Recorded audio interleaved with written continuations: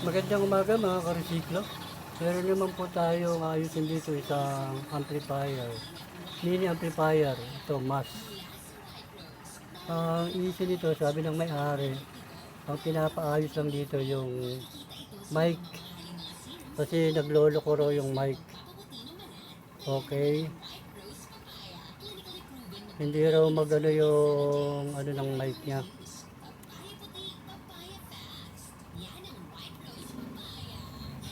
Kaya testingin muna natin kung talagang may sounds to, okay? Na nakasaklap nito. Sa power ko na lang. Kaya nag-power na siya.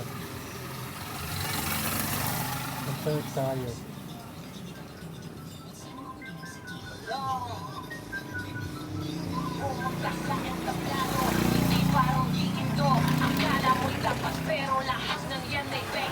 Okay naman. Tumutunog siya. Ngayon kuha tayo ng mic. Kung talagang maandar yung mic.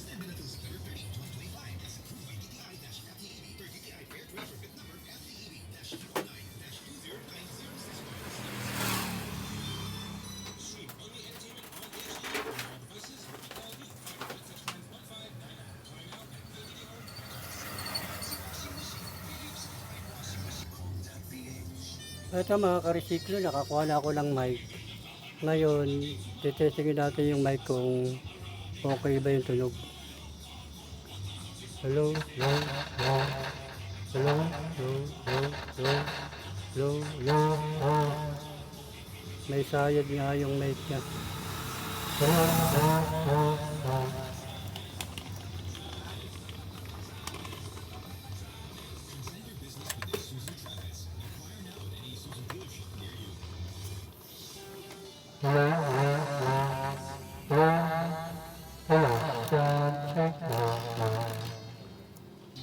Palitan natin ito ng volume, okay? Pakita ko na sa inyo. Ito mga karesiklo, natanggal ko na yung volume ng mic. So papalitan natin ito, okay? Pakita ko na lang sa inyo.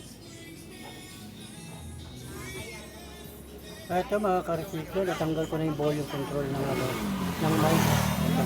Ito yung luma, ito yung bago. Ito yung kakabit natin, okay? Pakita ko na lang sa inyo pag nakakabit na. Ito mga karesiklo, nakabit ko na yung bagong volume control.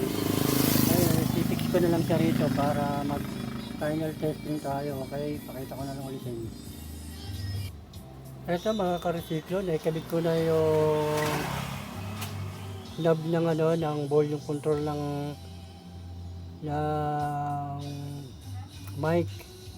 Kaya gagawin natin, testing natin, papower. Ayun, nakasaksak na siya, tapos ipapower ko lang. Tapos testingin natin kung meron, kung kung okay na ba yung tunog ng mic.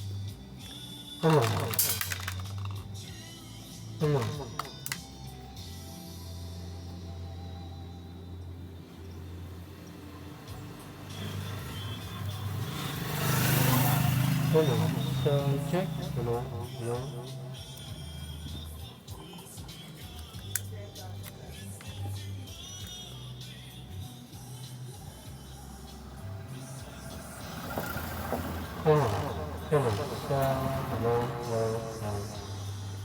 Okay na siya mga karesiklo.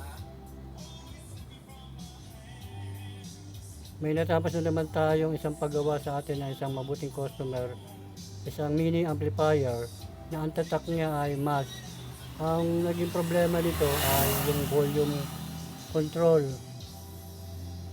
Ang sira, ito. Nagpalit tayo ng volume controller. Yun lang naman ang issue niya yung mic. Okay. Maraming salamat sa inyo lahat.